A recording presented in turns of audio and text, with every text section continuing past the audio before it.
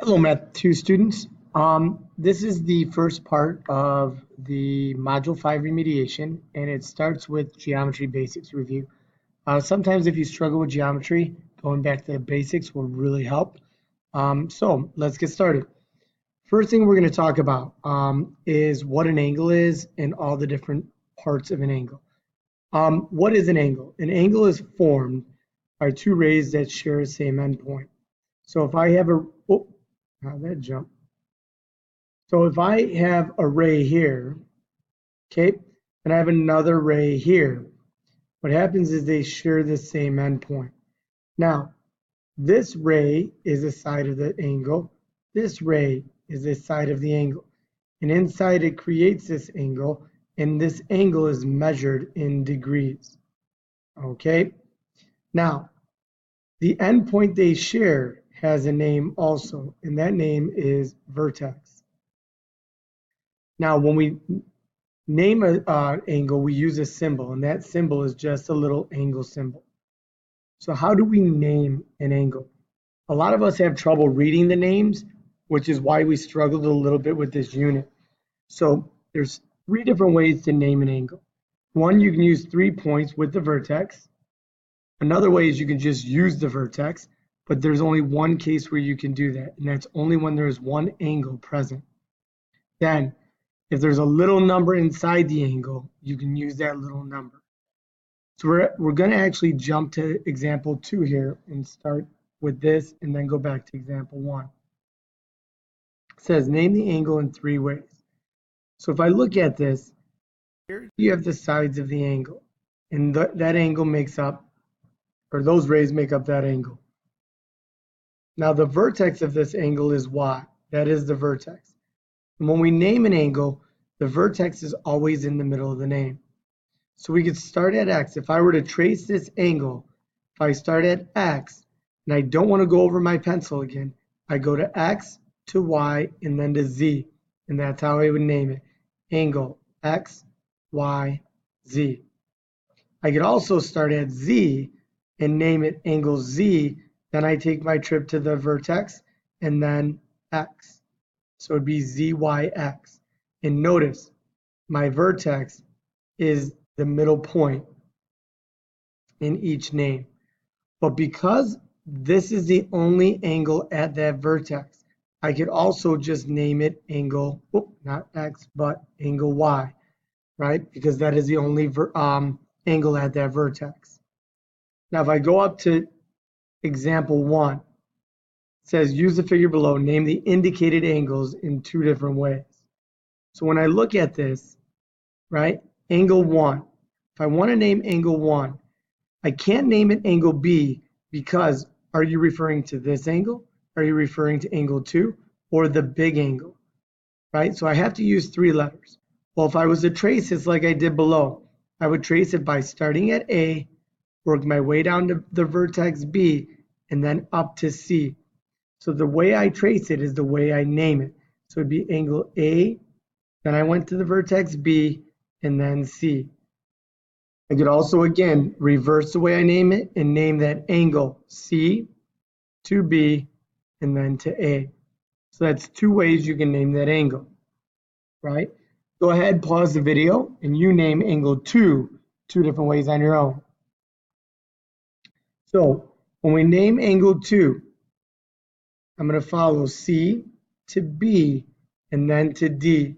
So angle 2, one way to name it is angle C, B, D. And again, if I reverse the order, right, I could also name that angle D, right, then to B, and then to C. That's 2 ways you can name that angle. And if you look, B is the vertex of both angle 1 and angle 2. And isn't B the middle letter in each name? Something important to know. Now, there are different types of angles, and I'm actually going to talk about right angles first. A right angle is a 90-degree angle. When you think about it, the wall and the floor are perpendicular to each other, which means they create a right angle. Now, anything that's less than 90 degrees is an acute angle. So anything that's between 0 and 90 is acute. Now, anything that extends beyond the right angle or more than 90 degrees is considered an obtuse angle. And another angle that you guys are familiar with is a straight angle. And that is exactly 180 degrees. If I look here, if I trace that, it's a straight line and the angle starts on that line and it finishes on that line, which means it's 180 degrees.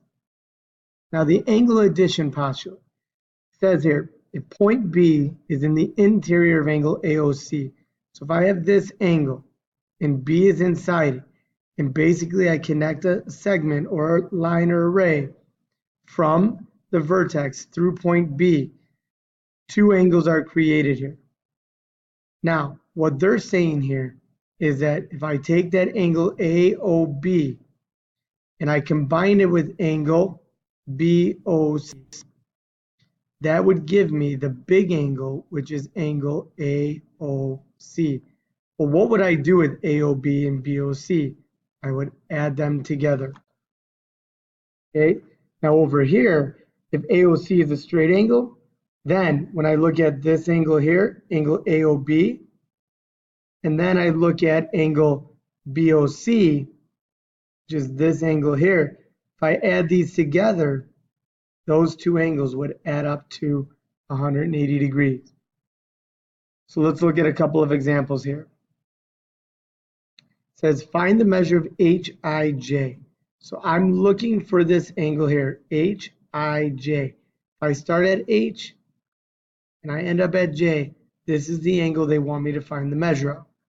Well, they tell me angle HID is 48 degrees. So if I trace HID, this angle is 48 degrees. And if I trace angle DIJ, so from D to I to J, this angle here, that is 120 degrees. Well, if you look, if I combine the green and the blue angle, that would give me the red angle. So what do I have to do with those? Angle HIJ is equal to, I'm going to go ahead and add those angles together, 48 plus 120, and that would give me 168 degrees. Next, they tell me IJP, so angle IJP is 39 degrees. So this angle here is 39 degrees. Then they tell me IJK is 137. So from here, IJK, that's this big angle here, that is 137 degrees. What is the measure of PJK? I'm looking for this angle here. Well, right away, I have to recognize that angle IJP, right? And that's this blue angle here. That angle plus angle PJK, which is this angle here, right, has to add up to the big angle, which is that yellow angle, angle IJK. Well, if IJP is 39 degrees, I don't know angle PJK, but I do know the big angle IJK is 137 degrees. What could I do to solve this? Well, I'm going to subtract 39 degrees, and angle PJK is 137 minus 39, right, is going to give me 98 degrees. Okay. Now the next one, if angle DEG, half the battle, guys, is knowing what angle they're referring to. From D to E and then to G. This angle here is 145 degrees. Now, they're asking me to find angle GEF. If I trace GEF, that's this angle here. Well, what do these two angles have to add up to? If I take angle DEG and I add angle GEF, what do they have to add up to? Well, if you look, starts there, ends there. Isn't that a straight angle? those angles have to add up to 180 degrees. So if this angle is 145 degrees, I don't know this angle, but I know combined they are 180 degrees. I know I can go ahead and subtract 145, and angle GEF would be 35 degrees. And I can check my answer because is 35 plus 145 going to add up to 180? Yes. So the next one, solve for x if RQS is equal to 2x plus 4 and TQS is 6x plus 20, right? So now RQS, that's this angle here, 2x plus 4. TQS is 6x plus 20. When I look at these two angles, what do they have to do? Those two angles have to add up to 180, right? Because they make a straight angle. So this small angle plus this small angle equals that. Now when I combine like terms, 8x plus 24 equals 180. Now I can subtract 24. 8x equals 156.